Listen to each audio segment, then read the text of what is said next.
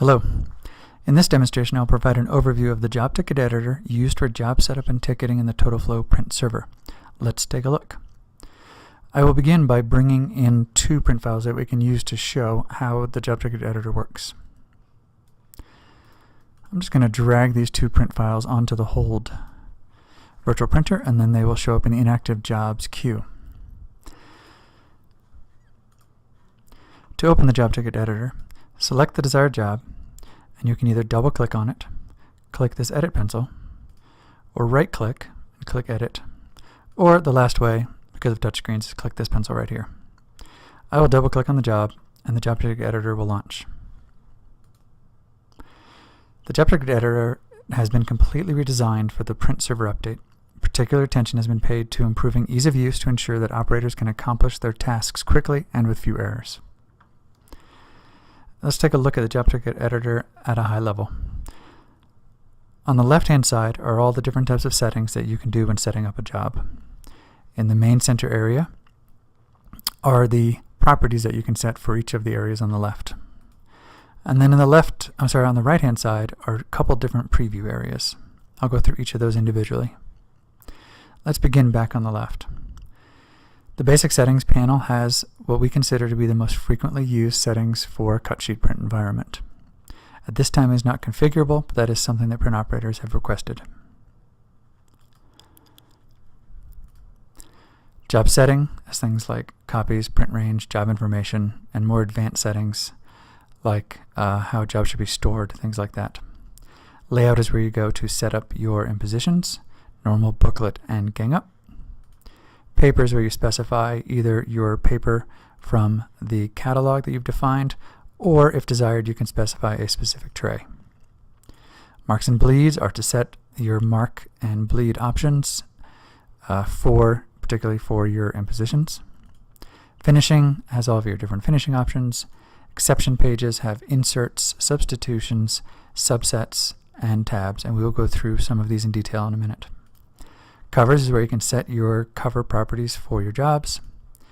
Sheets have a variety of options for job separators, copy separators, and slip sheets. Color is where you specify your more advanced color settings. You can expand these areas to specify individual profiles depending on your needs for the particular job. These types of things can also be set in TotalFlow Print Server for general processing needs. Print quality settings, and lastly you can add watermarks as well as header footers. So let's go back to the beginning and take a look at how we would set up this job for a simple type of job. Before setting up the job, let's take a look at the right-hand side preview area. The first thing to point out is you can hide the preview on the right-hand side at any time by clicking this Hide or Show Views. These previews on the right-hand side come from the RIP. Unlike some of our competitors, you do not have to process and hold the job in order to see the preview. You can zoom in and out depending on the level of detail required. Typically, screens that customers use are much larger than what I'm using for these demonstrations, so the preview area is usually much wider. For preview, there's two modes. There is a sheet view that shows how the pages are laid out on the sheet. As you scroll through the document, we will begin to render the images. You can see that. There's also a book view, which is more of a print-ready view. This will provide a preview as you're creating your document for how the job will be produced. And the last one is information. This provides a summary of the details that have been set up for the job. So if at any time you need to go find out a specific setting, you can come and expand it and read this here. And then from a support perspective, it's helpful that you can export all of these settings as an HTML file and mail those to help debug if there's ever any problems. Continuing farther to the right, there's a couple of settings. The one that is most valuable is what's called page numbers. When setting up complex jobs, this helps operators to understand what page they should make changes on. I will leave this off for this job. Okay, let's begin by setting up this simple job. I am going to leave this job set at duplex. I'm going to change the paper to letter. When you click this drop list, it shows you what paper is loaded, and then it also shows you the full paper catalog. So in this case, I'm going to select letter. And I'm going to specify that I want to have staple in the top left. The staples shown are just representative of where the staples are. They're not the actual size of the staples. And I'm going to set copies to 10. And because I don't want this cover to be printed on the front side of this first sheet, I'm going to set an exception sheet to change this first page to be one-sided. So I will go say front side only for page 1, and I will add the substitution, and it will insert a blank after on the back side of sheet 1 after page 1. So now that I'm done setting up this job, I can either print it or hold it. In this case, I'm just going to hold this job.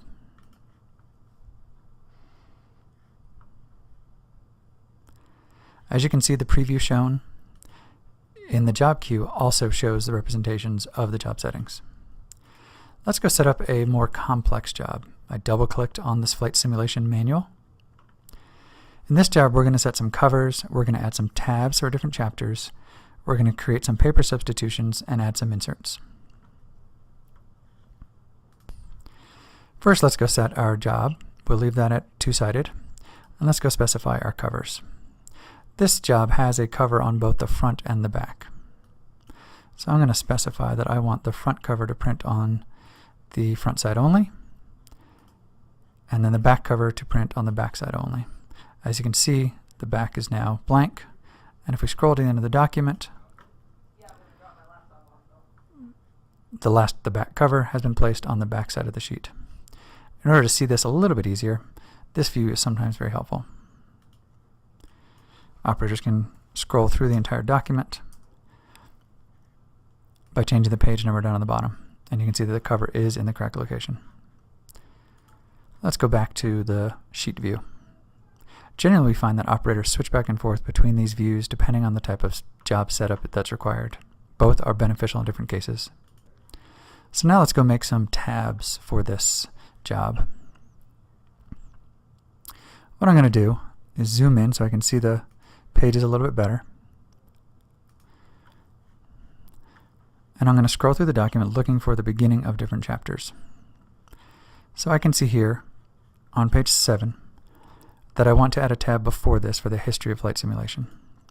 I'm going to turn on that page numbers feature that I mentioned earlier because that helps me know which page I should put in when I'm doing an exception or a tab.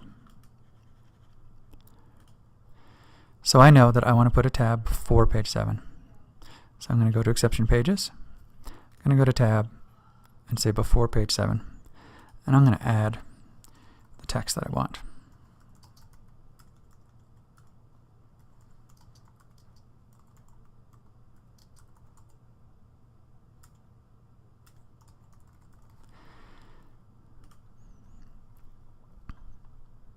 One helpful trick is when you're dealing with a large document is you can click this thing in the middle to extend the preview area. So you can see that this tab has now been placed before the history of flight simulators location. But the tab doesn't look right. It looks like it's wrapping wrong. So what I'm going to do is I'm going to go back. I'm going to select this tab, and I'm going to take the simulation word and move that to the second line and update this tab. So now it's going to update the preview and show me where that next one is. Another nice easy way to do this is to switch to the reader view. And we'll switch to page 10 in the document. And we'll start to scroll through it and find the next location. Why use simulation? So I'm going to right click on this and I'm going to say insert tab before this page. And I'm going to say before page 11, why use, I'll leave that there at simulation, and I'm going to add that. It says why use simulation. Let's see if it put it in the right spot. All right, great. Keep rolling through the document. Simulator effectiveness. I'm going to say create tab before.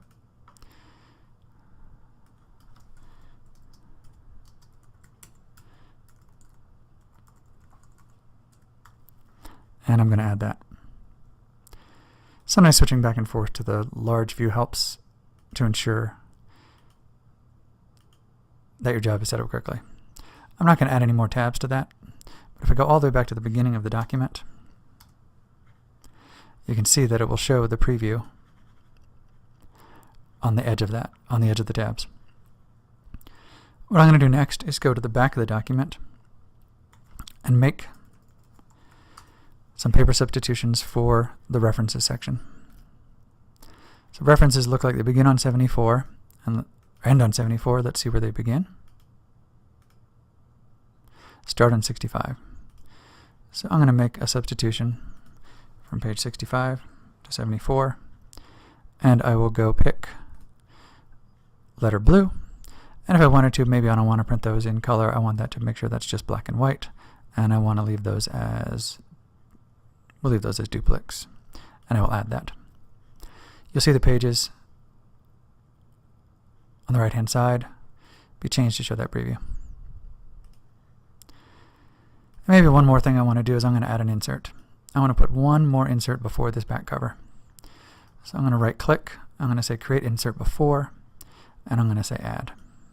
And that will add an insert before the back sheet. There's a lot of flexibility throughout the job ticket editing tool, particularly for complex jobs like this.